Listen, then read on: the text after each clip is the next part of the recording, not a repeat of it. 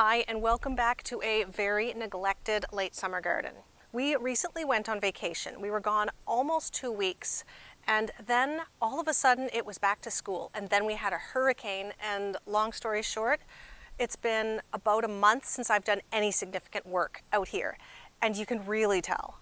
And the problem is, after leaving it for this long, it can be really overwhelming to look around and figure out where even to start. We're even likely to have our first frost in a few weeks, so it's really tempting to say, what is the point of doing all this work this late in the season when the season is just about over anyway? Early fall is actually a really important time in the garden. Hi, Molly. The importance of not just thinking ahead to next year, but also treating your soil properly and taking stock of the recent season in terms of what worked and what didn't. And future you getting ready to do it all over again next year is really going to be thankful for the work that you're going to do right now. I think the most important task that I could be focusing on at this point is damage control. Pulling out old crops that are finished, dying, maybe diseased, cutting things back, and of course weeding. Now this is likely to take a full week to do the entire garden. So what I'm going to do is start right here in the corner, and I'm going to slowly work my way over bed by bed until I've finished everything.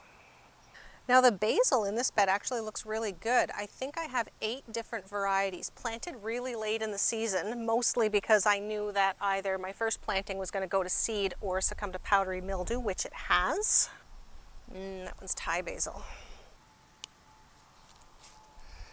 Oh, lemon. Fresh basil is so nice. So I think I'm actually going to skip this row. It's in pretty good shape, as is that one except for that one patch of grass, and I'm going to start over there. This is actually one of my favorite jobs. You don't have to think too much about it. Sometimes I listen to podcasts, sometimes I just enjoy the quiet. And I'm not actually pulling out all the roots for reasons that I'll talk about in a minute. With a few exceptions, I generally like to leave the roots in the ground over winter. They're going to break down naturally and contribute to the organic matter in the soil. Weed roots, however, always get pulled.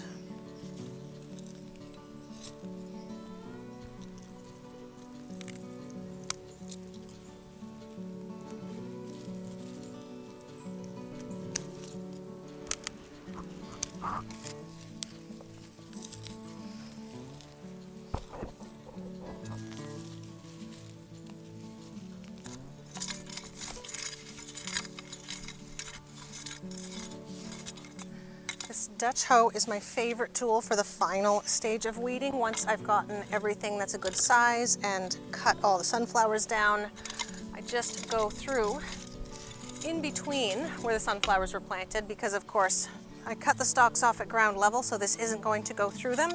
But this is why I leave a specific amount of space in between my rows so that I can go through as a last step just a tiny bit below the surface of the soil and get all those tiny little weeds that are a pain in the butt to get by hand. So we're starting to make progress. So I've managed to get quite a bit done. I'm trying to stay focused on the areas that I've actually finished and not the spots I haven't gotten to yet. But I even managed to take a couple hours and do some string trimming. Pretty much everything in the yard that needed to be done, which is great. And that's another thing I like to prioritize, is keeping the grass cut and trimmed around the beds and around the decks, which does take a lot of time, but it just makes everything look so much neater. We have an electric string trimmer, and I managed to drain 2 batteries over the last couple hours, so my arms are pretty much dead. Which brings me to another very important garden task, the coffee break. It's better. Now, thinking ahead a little bit on how to improve my soil between now and next spring.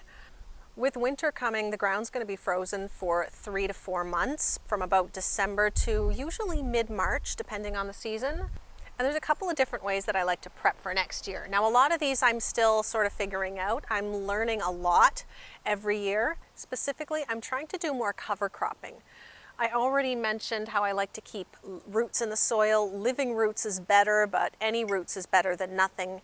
It helps keep the soil from compacting too much with the snow and the rain and just time in general, and really helps prevent erosion too. We do tend to get a lot of heavy rains in the fall and the spring, and if that soil is bare, it's really easy for it to get washed away. So I haven't bought a lot of specifically cover crop seed this year. I'm still trying to research what's best, but I like to use leftover seed from annual things. I have mustard greens, I think, is supposed to be a really good cover crop anyway, but I have a whole bunch of those that I'm going to use in a few of those rows that I've just emptied. But here in the lower garden, I usually fall plant, it's getting bright out, excuse my squinting. I usually fall plant a lot of my perennial and biennial flowers that I'm going to use for farmers market sales the following spring. And ideally I would like to direct seed those, but that really failed this summer. I direct sowed dozens and dozens of seed packets that got completely lost to heavy rains. So I started everything inside this year. And they're in the greenhouse right now, nearly ready to be transplanted. So let's go have a look at those next. Oh, look what I just found. Look at that beautiful flower. There's a hibiscus that I picked up on sale about 6 weeks ago. I never got around to planting it, so I suppose that's another thing I have to do. There's a mint, and oh, my bay tree looks really nice. This guy lives indoors for the winter, comes out in the summer. And a couple of perennials and a dahlia back there that I cut back just before the hurricane. Now inside the greenhouse is packed to the rafters. I am growing quite a bit of tomatoes in here. Gardener's Sweetheart, I think. Gardener's Sweetheart and Sun Gold, which are back there in the corner, both did really well in the greenhouse this year. So I do have a dwarf plant right there, which is laying more flat than I thought it would. So I guess this one does need a little bit of support. There is a house plant, a couple of turmeric. I'm really pleased with these. And a ginger hiding back there somewhere. I also have some rosemary planted into the ground, but as far as seedlings, mind the watering cans. There are some asparagus seedlings that I'm still trying to figure out whether to plant or pot up. There is a little bit of creeping thyme, specifically, what one specifically? Magic carpet thyme, there's 3 of those. And there are some seedlings. Some of these were cuttings and some of these were given to me. I think this one is a feverfew. Oh, a nice purple hyssop. That one's catmint. And this one is a sedum. But over here we have, oh, that's looking a little sad, larkspur. A couple different varieties of larkspur.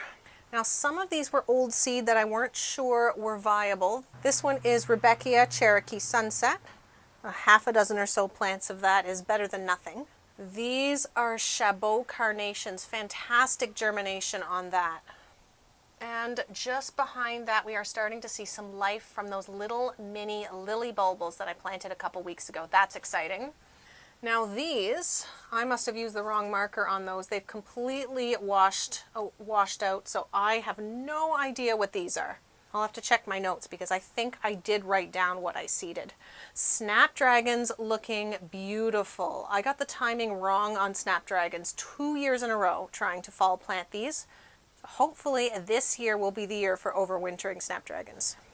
Some more Rebecca, and down there we have yarrow, a whole pile of it. I will likely give some of that away because I don't need that much yarrow. I think I need another tomato. Let's take a Sun Gold this time. Fantastic. So here is the lower garden. These beds there have some dahlias, some squash, tomatoes and cucumbers that are pretty much done. But down here we have some perennial herbs, some straw flowers. My saffron crocus is in there. First 2 beds there on the right are lilies. And the in-ground rows, most of those are still full, but as I work through here and clean out what's finished, this is where most of those flowers for fall planting are going to end up. Looks like I'm gonna have to call it a day because I have about 14 minutes until the school bus comes. but that's just enough time to get my basket and grab some things to take inside. And then when I'm inside later and my arms are sore from all the string trimming, I'll have some nice fresh vegetables on the counter, oh, some herbs, and a little vase of flowers on the table.